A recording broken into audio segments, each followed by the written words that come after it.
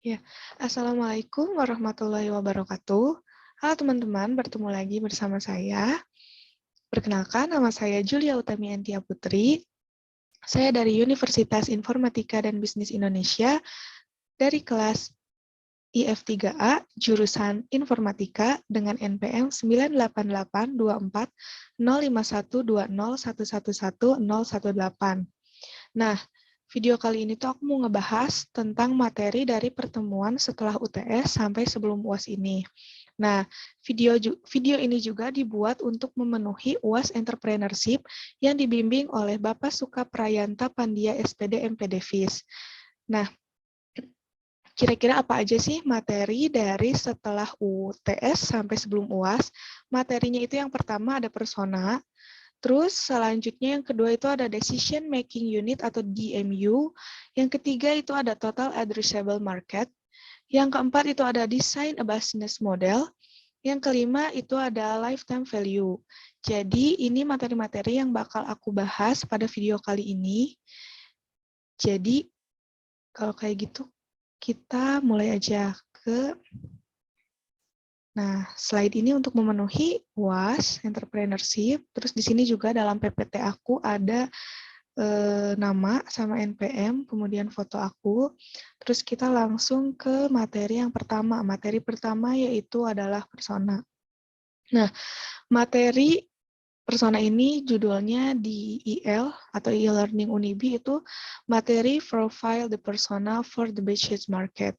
Nah, persona ini berbeda dengan profil pengguna akhir di langkah 3, yang merupakan gabungan dari seseorang yang mewakili target pelanggan kalian. Persona adalah orang yang paling mewakili pelanggan utama untuk budget market. Nah, persona yang kalian buat adalah satu pengguna akhir dari satu pelanggan potensial yang paling mencontohkan profil pengguna akhir kalian. Alih-alih menebak atau menebat tentang apa yang mungkin diinginkan pelanggan potensial kalian, persona menjawab pertanyaan-pertanyaan ini secara definitif. Nah, persona harus menjadi orang sungguhan, bukan komposit. Dengan memilih pengguna akhir yang sebenarnya sebagai persona kalian ini akan menjadi konkret dan tidak meninggalkan ruang untuk menebak-nebak. Seperti menebak kayak, apakah target pelanggan kalian itu senang dengan sistem pendidikan di wilayah mereka masing-masing? Atau apakah target pelanggan Anda ini tertarik pada anak kucing? Atau apakah target pelanggan kalian lebih memilih ekosistem perangkat lunak tertutup seperti yang disediakan oleh Apple, iPhone, atau ekosistem terbuka seperti sistem operasi seluler Android? Atau apakah target pelanggan kalian hanya ingin memeriksa email dengan andal saat berpergian? Kalian dapat memperdebatkan pertanyaan-pertanyaan tadi secara internal, tetapi jika persona kalian adalah orang yang sungguhan, hanya ada satu jawaban yang benar. Yang selanjutnya yaitu ada cara memilih dan profil persona kalian. Nah, proses pembuatan persona ini sangat penting. Jadi, kalian harus melibatkan semua anggota kunci tim kalian. Terlepas dari peran mereka dalam grup, anggota tim yang terlibat dalam proses, bahkan jika mereka tidak berpikir mereka memiliki banyak kontribusi, akan berakhir menikmati, merangkul, dan mendapatkan banyak nilai dari proses menciptakan persona. Mereka akan merasakan kepemilikan dan memahami nuansa persona yang mungkin tidak ditulis, dan mendapatkan penghargaan untuk anggota tim lainnya dan perspektif mereka. Kalian ingin menjawab pertanyaan nih, kayak misalnya, jika saya hanya memiliki satu pengguna akhir untuk mewakili profil pengguna akhir kami, siapakah itu? Nah, dari profil pengguna akhir kalian memiliki awal yang baik. Persona harus sangat sesuai dengan profil ini, sementara juga memberikan rincian yang lebih spesifik. Kalian dan tim kalian harus mengambil riset pasar utama yang kalian miliki pada beberapa pelanggan ini, serta profil pengguna akhir dan mendiskusikan pro dan kontra menjadikan setiap pelanggan persona. Nah, setelah analisis tadi, kalian akan memilih salah satu untuk menjadi persona. Mengetahui bahwa kalian mungkin mengubahnya nanti saat kalian mendapatkan lebih banyak informasi. Jangan menghabiskan terlalu banyak waktu untuk mengkhawatirkan apakah kalian memiliki persona yang sempurna hanya untuk tebakan terbaik kalian dan memulai prosesnya. Yang selanjutnya, siapkan lembar fakta tentang persona berdasarkan informasi yang sudah kalian miliki. Sertakan gambar atau foto individu. Terus, biasanya ingin memasukkan informasi tentang kehidupan seseorang gitu kan, kayak misalnya lahirnya seseorang, dibesarkannya, pendidikannya, keluarganya, usianya, dan lain-lain. Serta pekerjaan orang tersebut atau pengguna tersebut, misalnya kayak di perusahaan apa, sudah berapa tahun bekerja di perusahaan tersebut, sudah mengikuti pelatihan apa saja, gaji mereka berapa, metrik kerja mereka gimana gitu, dan lain-lain sebagainya. Semua informasi yang tadi itu harus spesifik, bukan hanya bahwa mereka membuat gaji 5 digit atau tinggal di bagian timur laut negara itu, tetapi mereka menghasilkan sebanyak 65.000 US dollar per tahun dan tinggal di kota tertentu. Nah, dengan menyiapkan lembar fakta, tim kalian juga akan mengidentifikasi fakta-fakta kunci terkhusus untuk bisnis kalian yang ingin kalian sertakan agar persona itu berguna bagi kalian. Nah, sekarang kalau misalnya kalian udah selesai mengidentifikasi fakta apa yang kalian miliki dan tidak miliki, wawancarai pengguna akhir yang merupakan persona kalian. Kalian mungkin sudah bertemu individu setidaknya sekali dalam perjalanan riset pasar utama kalian. Dan isi kesenjangan dalam apa saja yang kalian ketahui gitu. Biarkan percakapan antara kalian dan persona kalian itu secara terbuka, karena mungkin kalian akan mempelajari fakta tambahan yang relevan tentang persona Anda yang kalian tidak ketahui gitu. Nah, terus selanjutnya itu ada persona membantu kita fokus pada apa yang harus dilakukan dan apa yang tidak boleh dilakukan. Nilai persona bertahan jauh melampaui penyelesaian langkah ini. Persona harus menjadi titik sentuh saat Anda berpikir tentang keputusan ke depannya itu bagaimana. Kayak misalnya, fitur apa sih yang harus kalian prioritaskan, bagaimana kalian harus mengalokasikan sumber dayanya, siapa yang harus kalian sewa untuk menjual produk kalian, apa yang seharusnya jadi pesan untuk kalian, terus dengan siapa saja kalian harus bermitra, kemana kalian pergi untuk bertemu pelanggan kalian, siapa yang mempengaruhi pola pikir pelanggan kalian terhadap produk kalian. Nah, latihan persona ini tuh dapat diperluas untuk membuat persona yang secara eksplisit untuk tidak dilayani gitu. Latihan seperti ini juga dapat membantu kalian untuk fokus dan tidak mengalihkan perhatian sumber daya berharga kalian. Kalian bahkan dapat berbicara tentang bagaimana kalian menangani pelanggan ini dan mengarahkan mereka secara efisien. Sangat sulit dan membutuhkan latihan bagi pengguna untuk menolak bisnis.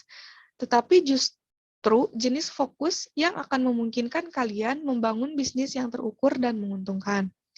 Seringkali dalam kewirausahaan kesuksesan kalian itu ditentukan oleh apa yang tidak Anda lakukan seperti apa yang kalian lakukan.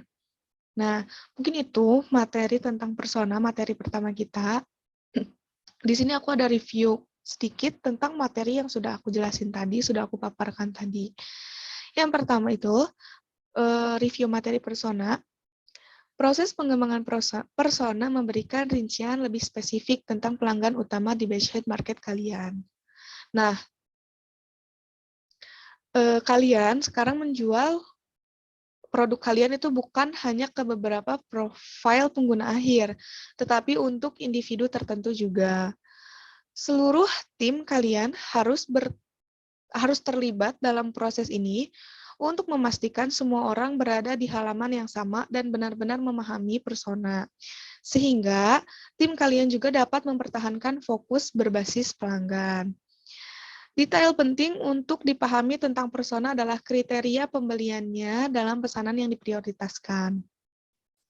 Kalian harus benar-benar memahami pelanggan kalian dan apa yang membuat mereka berdetak tidak hanya pada tingkat rasional, tetapi pada tingkat emosional dan juga sosial.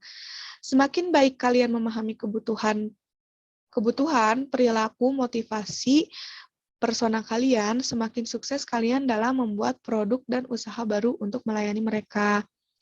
Setelah kalian membuat gambar atau visual persona kalian dan menyempurnakan lembar fakta persona kalian, buat semuanya terlihat dalam bisnis kalian sehingga semua orang bekerja menuju tujuan bersama yang sama.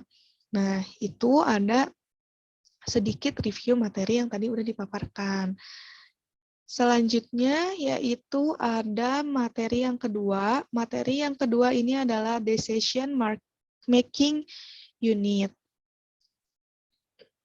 Materi yang kedua, decision making unit. Nah, decision making unit itu apa sih? Jadi, decision making unit adalah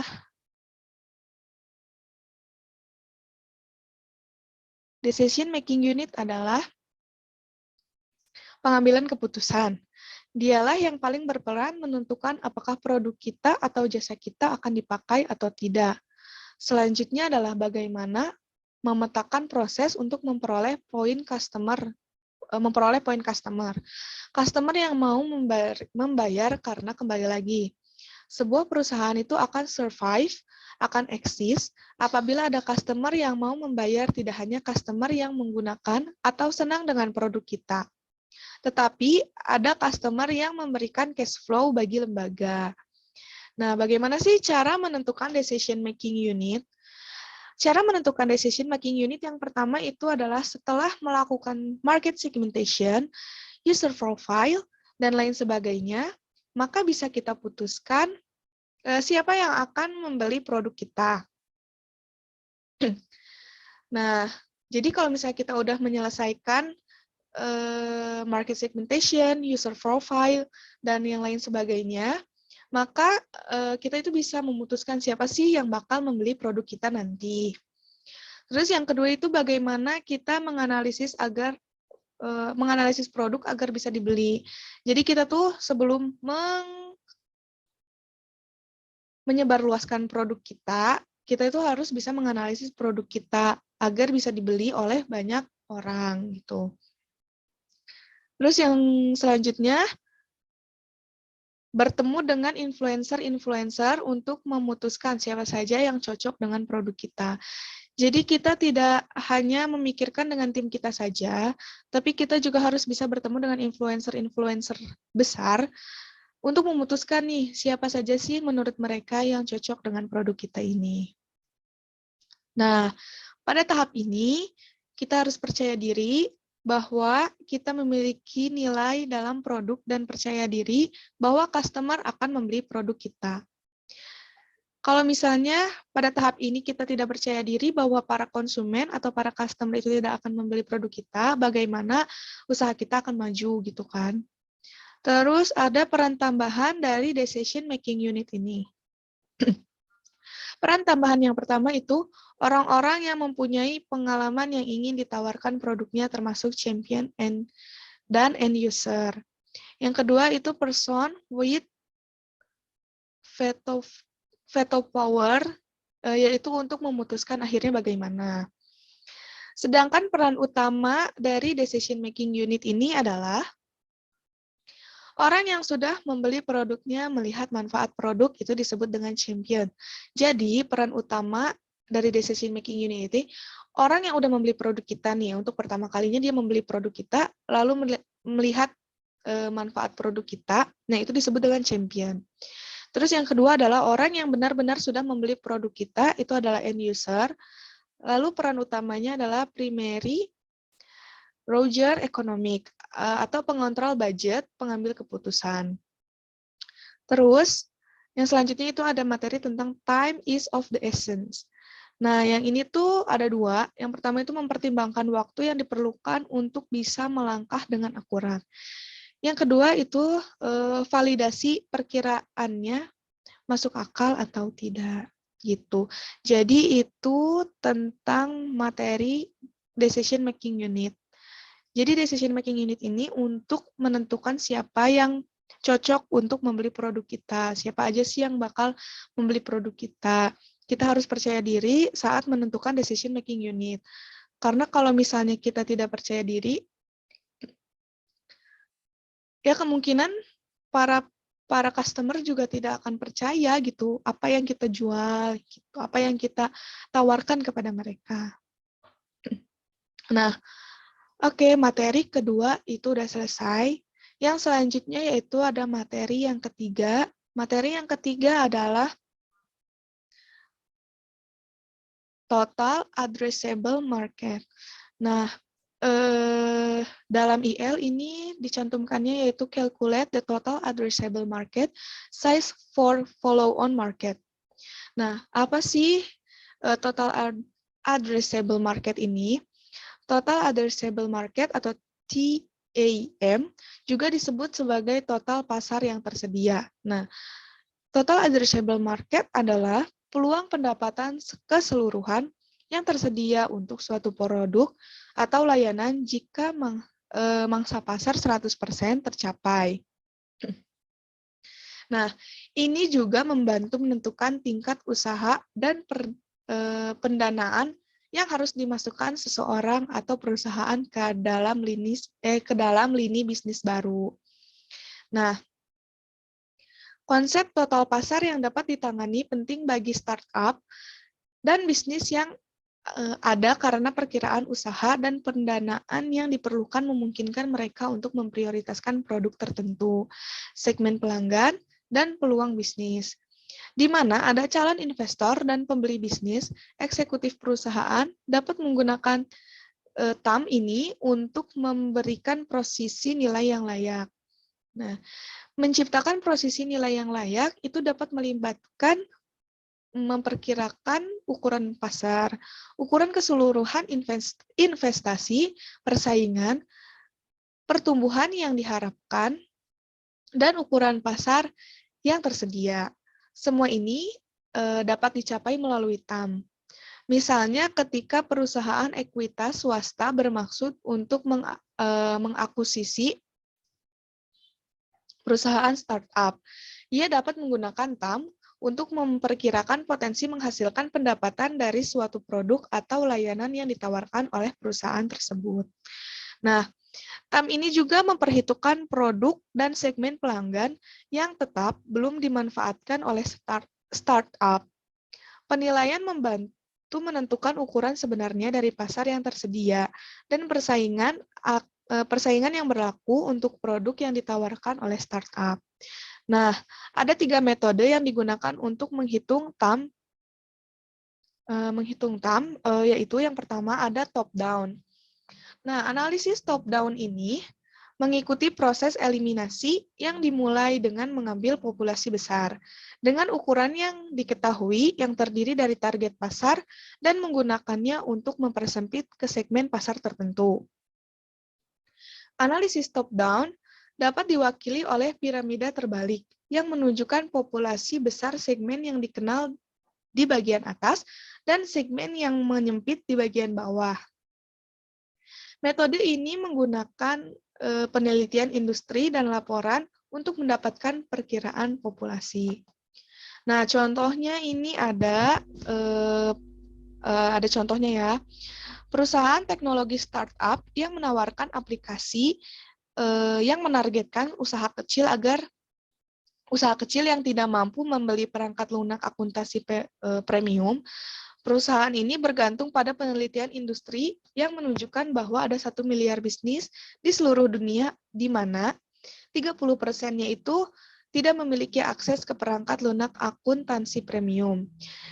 Jadi bisa kita hitung 30% dikali 1 miliar pelanggan sama dengan 300 juta pelanggan potensial.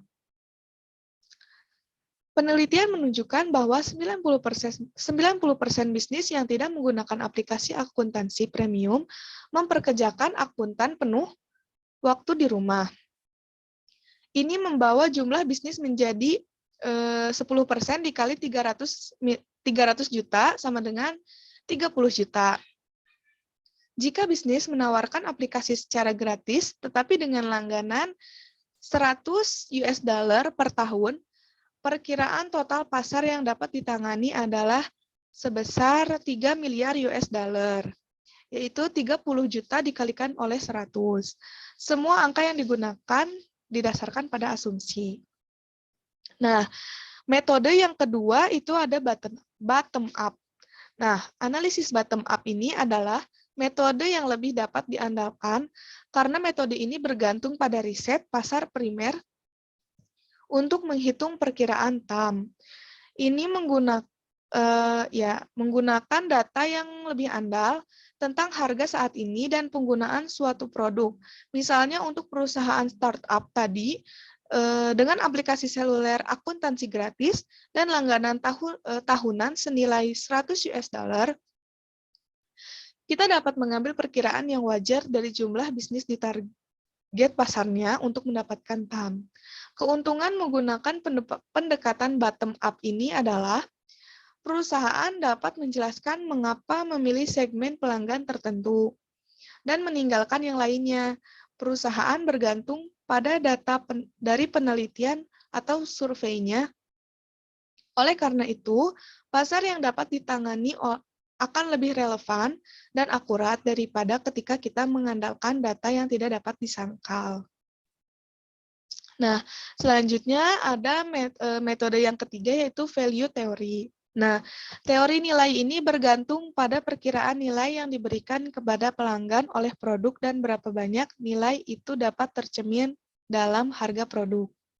Sebuah perusahaan memperkirakan berapa banyak nilai yang dapat ditambahkan dan mengapa harus menangkap nilai ini melalui harga produk. Teori nilai ini digunakan untuk menghitung TAM ketika sebuah perusahaan memperkenalkan produk baru ke pasar atau menjual silang produk tertentunya kepada pelanggan yang sudah ada. Nah, pendekatan teori nilai ini dapat digunakan untuk memperkirakan nilai yang dapat dialamatkan Uber. Pengguna yang memilih untuk menggunakan taksi Uber menikmati pilihan untuk mengemudi sendiri, menggunakan sarana umum atau naik taksi pesaing karena pengguna bersedia melepaskan semua alternatif ini dan naik ke taksi Uber. Perusahaan dapat memperkirakan nilai yang diperoleh oleh pengguna ini dari menggunakan taksi Uber dan menentukan bagaimana menangkap nilai dalam harganya. Nah, ada review juga untuk materi TAM ini. Yang pertama itu menghitung TAM yang lainnya. Menghitung TAM yang lain itu, setelah kita fokus dengan budget market kita, maka kita bisa melakukan ke langkah berikutnya dengan memeriksa atau menambah size atau juga bisa pasar yang sama. Dengan ini, kita lebih mengoptimalkan skala bisnis juga size menjual dengan penambahan produk kepada pelanggan yang sama. Nah, selanjutnya itu ada dua tipe follow-on market. Nah, apa aja sih dua tipe follow-on market ini? Yang pertama itu menjual dengan penambahan produk kepada pelanggan yang sama. Terus yang kedua, innovation-based startups. Pasarnya baru, akan tetapi ada penambahan produk kemasan features. Jadi, kita itu bisa ya, kalau misalnya mau bisnis itu emang harus bisa inovasi atau memberikan sesuatu hal yang baru dalam produk kita gitu. Nah, biasanya di startup kita lebih ke arah tipe yang kedua setelah beachhead market yang sudah ada. Nah, terus kesimpulan yang lebih singkatnya, ketika kita ingin menghitung TAM, kita harus mempunyai pasar yang besar dan harus menghubungkan atau bisa berpotensi terhadap bisnis kita gitu. Nah, itu dari materi total addressable market. atau TAM gitu ya. Jadi di sini tuh untuk menghitung kayak keuntungannya mungkin ya atau bagaimana. Jadi ada caranya untuk menghitung TAM tersebut. Terus yang selanjutnya, kita ke yang selanjutnya. Yang selanjutnya ada design a business model. Business model. Oke, maaf sebentar, istirahat dulu capek ya. Oke. Nah,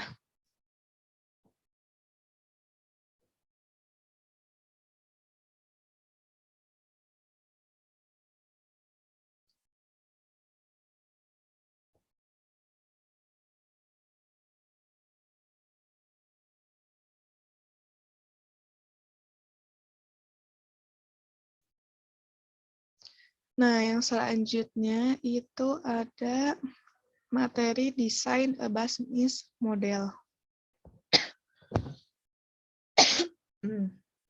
Maaf. Nah,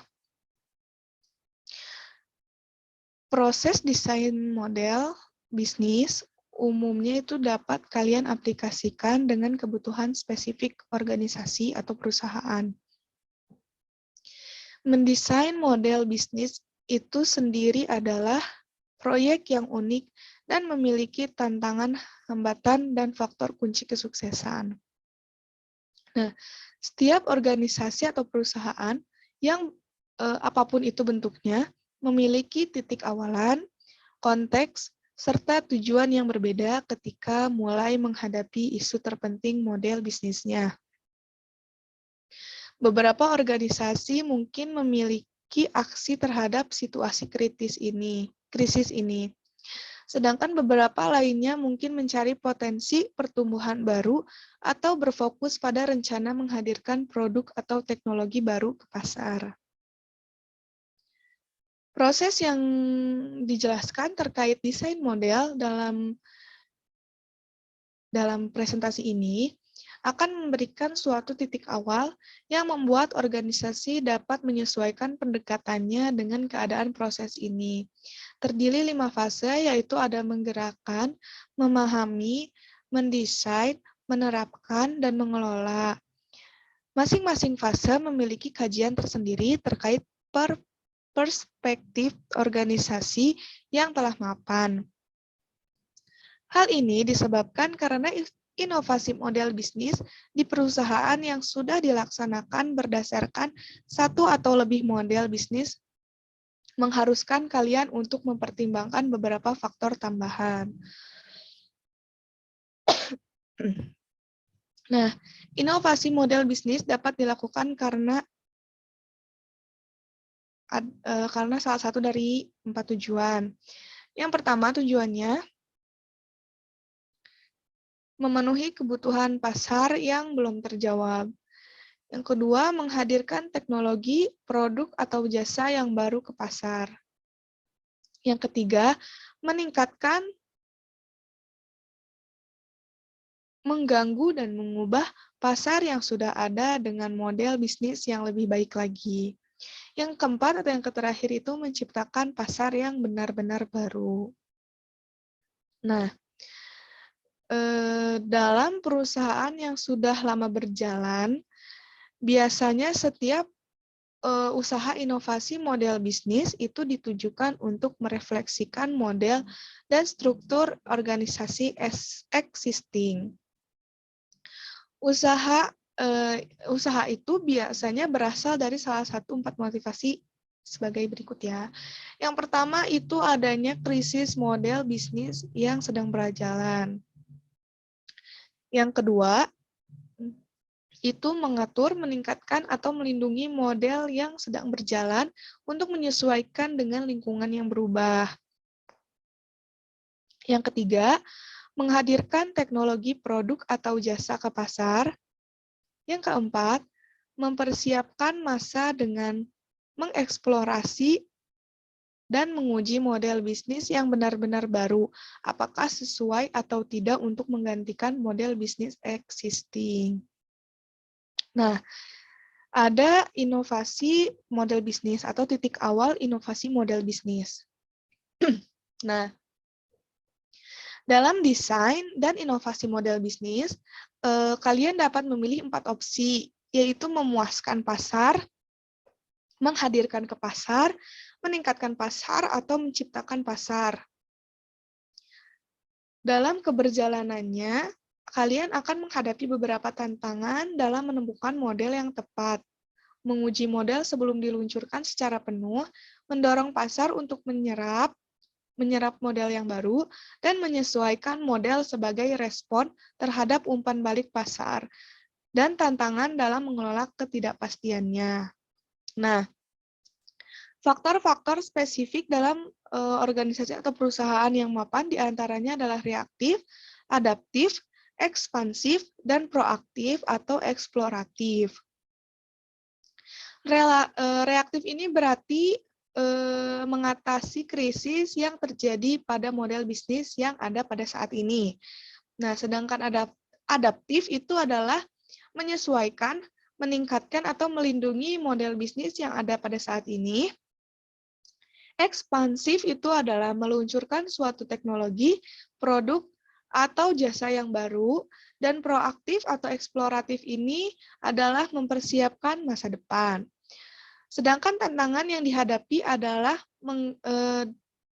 mengembangkan selera pasar bagi model baru, menyelaraskan model yang lama dengan yang baru, mengelola kepentingan pribadi, dan tantangan fokus jangka panjang. Nah, adapun sikap desain. Nah, sikap desain. Inovasi model bisnis jarang muncul karena ketidaksengajaan, tetapi juga bukan suatu domain eksklusif yang dikhususkan untuk para expert bisnis yang kreatif. Inovatif model bisnis adalah sesuatu yang dapat dikelola, distrukturisasi ke dalam proses, dan digunakan untuk memunculkan potensi kreatif dari seluruh organisasi. Inovasi model bisnis dilakukan untuk mengatasi ambiguitas dan ketidakpastian sampai diperoleh satu solusi yang baik di waktu yang tepat. Oleh karenanya, pelaku inovasi harus menyediakan waktu dan energi yang cukup untuk menggali segala kemungkinan tanpa terlalu cepat melompat untuk mengadopsi satu solusi. Dunia ini dipenuhi dengan ambiguitas dan ketidakpastian. Sikap desain yang tepat dalam menggali dan membuat prototipe dari berbagai kemungkinan sangat mungkin dalam menghasilkan model bisnis yang baru yang sangat kuat. Eksplorasi ini akan melibatkan pantulan lemparan yang kacau dan oportunistik antara riset pasar, analisis, pembuatan prototipe model bisnis, dan pembangkitan gagasan. Sikap desain jauh lebih tidak linier dan tidak pasti dibandingkan dengan sikap keputusan yang berfokus pada analisis, keputusan dan optimisasi. Pemilik perusahaan desain sentral mengungkapkan desain squiggle yang menggambarkan karakteristik proses desain, yaitu ketidakpastian di awal, kekacauan, dan oportunistiknya, sampai akhirnya berfokus pada suatu tutuk yang jelas setelah desainnya matang. Ya, maaf lagi. Nah, adapun intisari atau review dari materi desain bisnis model ini. Nah, pada step ini, kalian itu akan, yang pertama, periksa model yang ada di seluruh induksi untuk menangkap beberapa nilai produk dan membawanya ke pelanggan. Yang kedua, menggunakan pekerjaan yang sudah dilakukan melalui brainstorming sebuah model usaha. Yang ketiga, kreasi inovatif dan value produk harus seimbang. Yang keempat, pengusaha sering menghabiskan waktu yang tidak proporsional untuk model bisnis. Yang kelima, mereka menginvestasikan banyak waktu dalam mengembangkan profil pengguna akhir, definisi produk, dan proporsi nilai.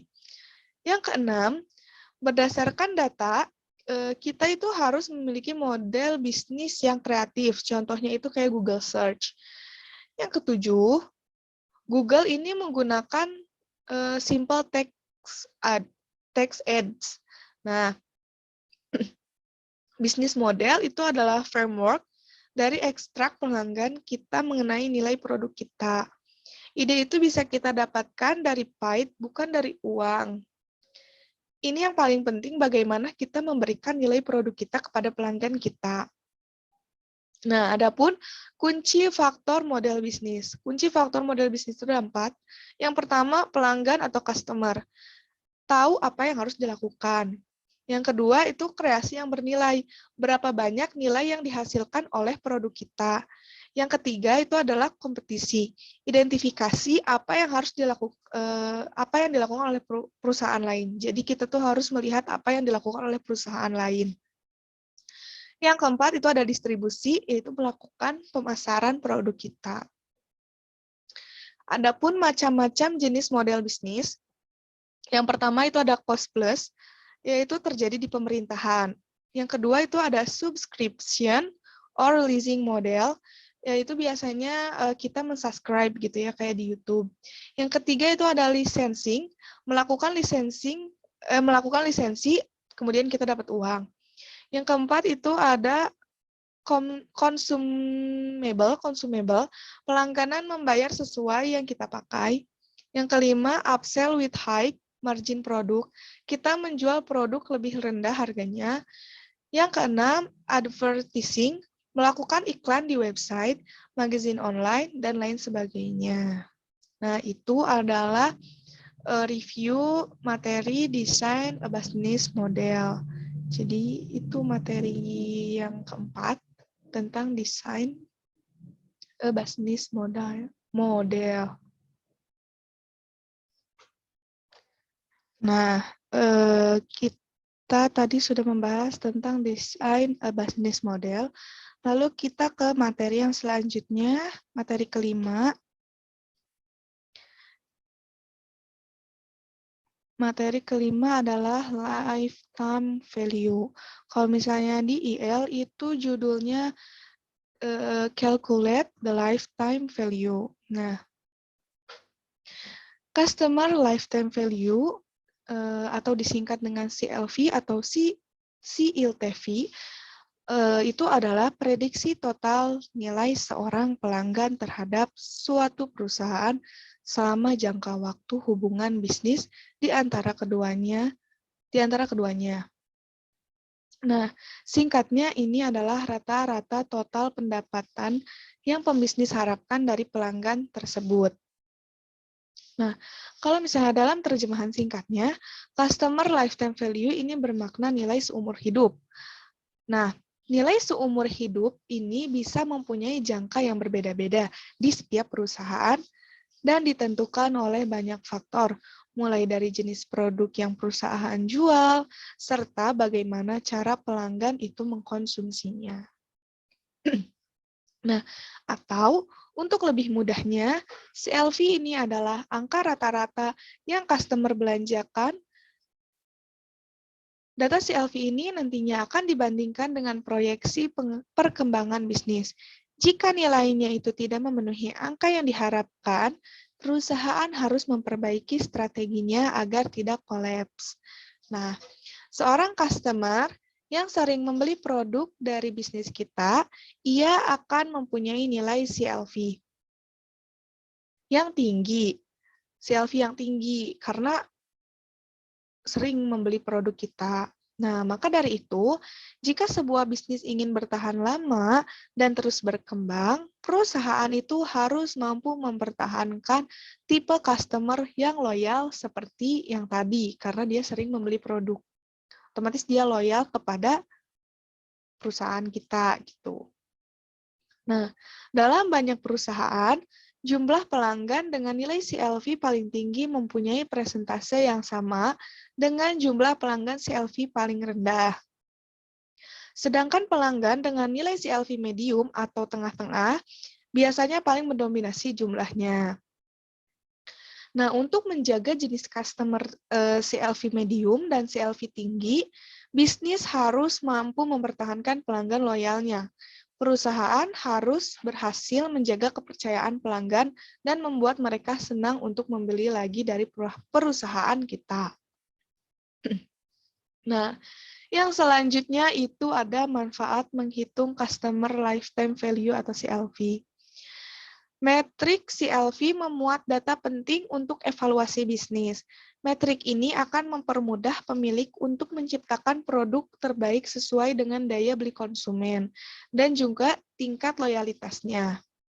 Dari data metrik CLV ini, pebisnis nanti dapat memanfaatkannya untuk, yang pertama, memperkirakan biaya yang harus dikeluarkan untuk mengakuisisi customer. Yang kedua, membuat strategi promosi yang efektif. Yang ketiga, mempertahankan dan meningkatkan loyalitas pelanggan. Yang keempat, melakukan breakdown customer ke dalam kategori loyal untuk memberikan intensif atau reward yang meningkatkan kepuasan pada pelanggan tersebut. Yang kelima, menganalisa produk terlaris dari customer dengan nilai CLV tertinggi. Yang keenam, mengoptimalkan produk yang paling profitable.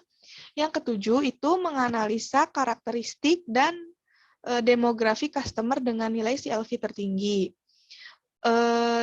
Pada akhirnya, kalau misalnya kita menggabungkan semua manfaat CLV yang tadi sudah disebutkan, pebisnis dapat melakukan evaluasi kekurangan pada bisnisnya, lalu membuat kebijakan terbaik untuk mengoptimalkan profit perusahaannya. Lalu yang selanjutnya itu ada cara menghitung customer lifetime value. Agar bisa menghitung CLV, kalian itu perlu menghitung rata-rata nilai belanja pelanggan dan mengalihkannya dengan tingkat frekuensi pembelian rata-rata untuk menentukan nilai dari pelanggan tersebut.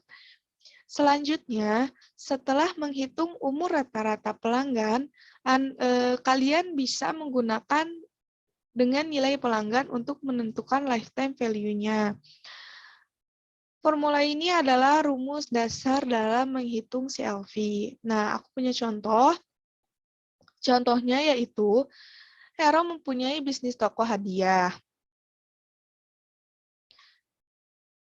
Produk di tokonya itu berkisar antara 75.000 sampai dengan 500.000.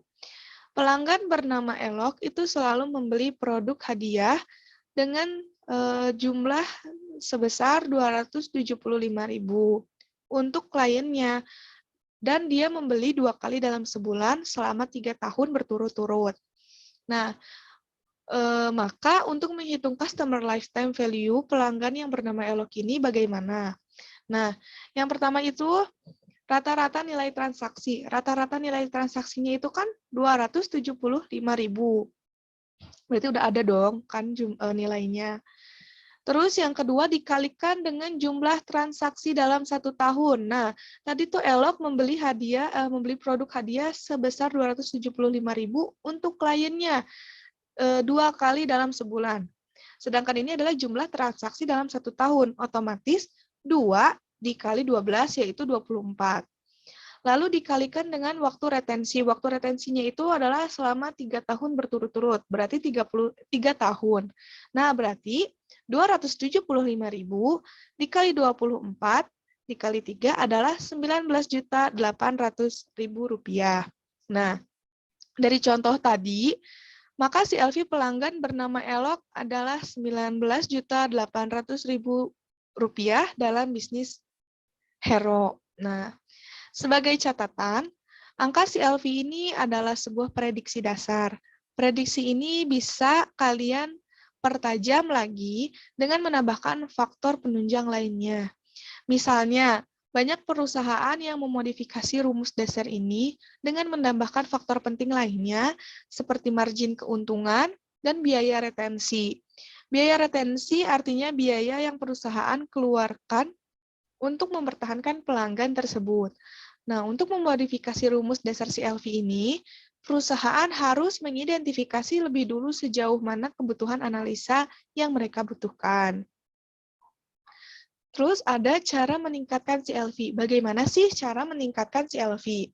Nah, e-konsultasi mengungkapkan bahwa tingkat konversi perusahaan untuk ke pelanggan yang sudah ada adalah 60-70%. Sedangkan ke pelanggan baru 5-20%. Artinya, setiap pembisnis harus memaksimalkan basis pelanggan mereka yang miliki. Dan tidak hanya fokus mencari pelanggan baru. Kuncinya dengan meningkatkan customer lifetime value ini. Dengan mempertahankan pelanggan loyal yang sering membeli produk dalam perusahaan tersebut, bisnis itu bisa terus bertahan dan mengalami peningkatan yang sangat signifikan.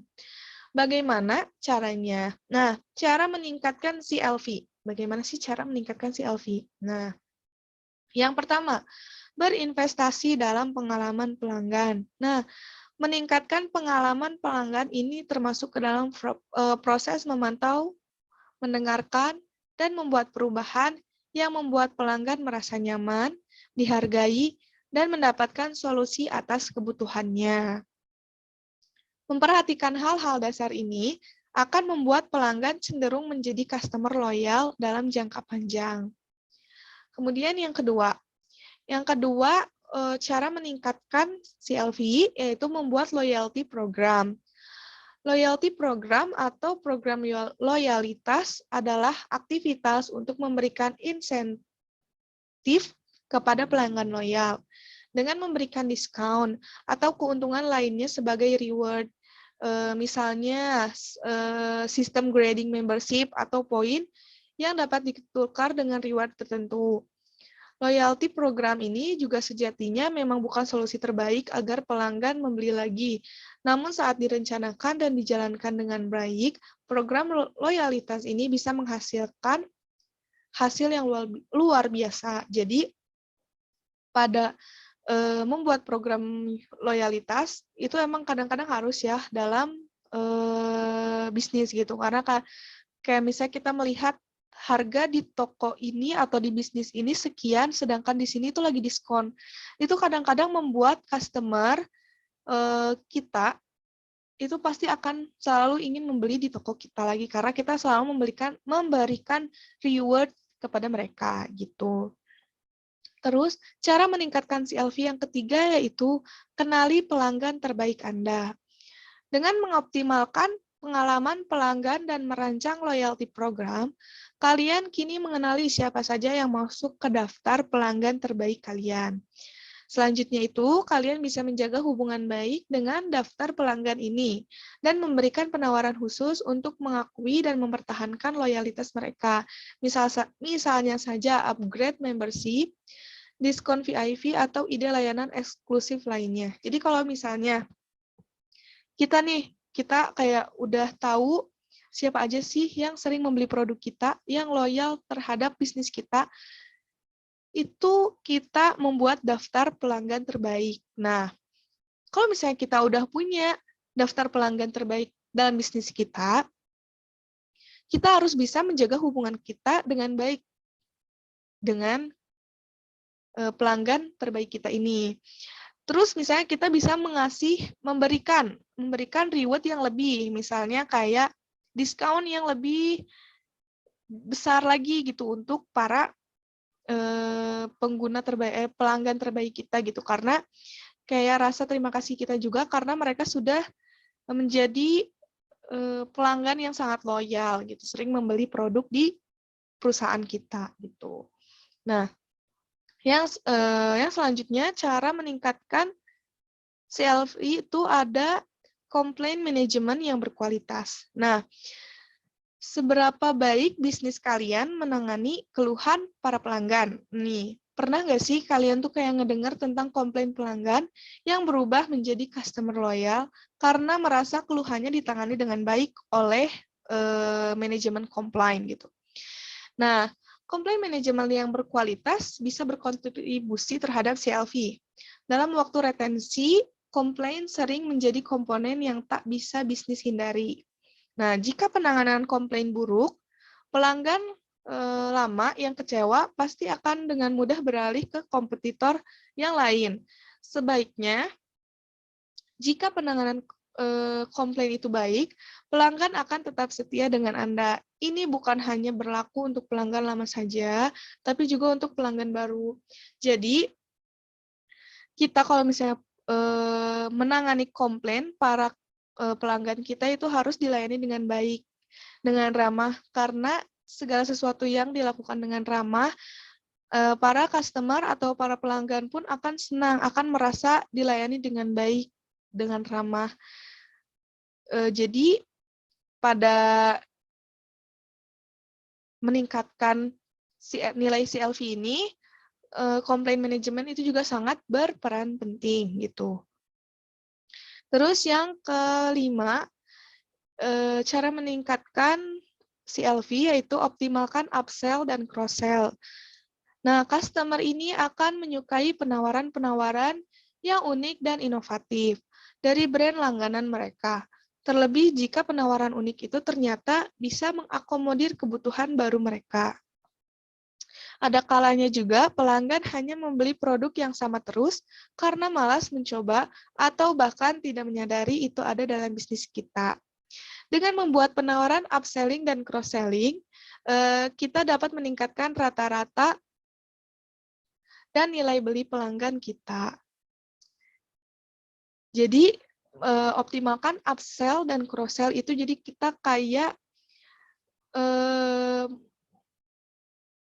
membuat penawaran-penawaran yang biasanya tidak ada. Atau misalnya kayak mereka tuh membutuhkan itu untuk hobi baru mereka. Nah, kita tuh melakukan penawaran-penawaran unik kepada mereka gitu. Jadi, itu tentang materi